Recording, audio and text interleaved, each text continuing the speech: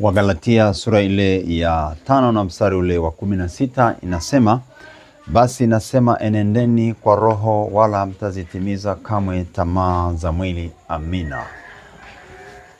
Tunapaswa kuenenda kwa roho. Tunaelekezwa kuenenda kwa roho. Kwa nini tuenende kwa roho? Kwa sababu kuna roho ovu nyingi na zinatafuta kutushinda. Dunia tunayoishi imejaa roho wa uharibifu, roho wa chafu, na tunatakiwa sisi kujazwa huyo roho ili tuweze kushinda ulimwengu huu ambao na roho wa uharibifu. Tukienenda kwa roho tutampendeza Bwana Yesu, tutampendeza kwa kuwa yeye ni roho. Mungu wetu ni roho. Basi tuenende kwa roho. Vita iliyo mbele yako usiende kimwili. Chochote na lolote linalokuja, kwanza nenda rohoni, tafakari rohoni, tutafakari rohoni.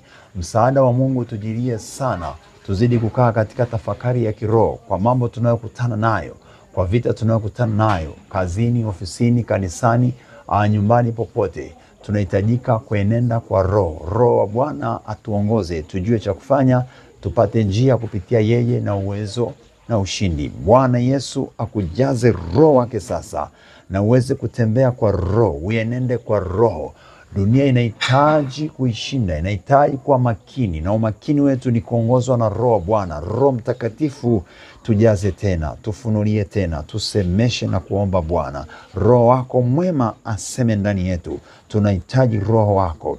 Wewe Bwana ndiwe msaada wetu. Katika jina la Yesu, enenda kwa roho mpendwa.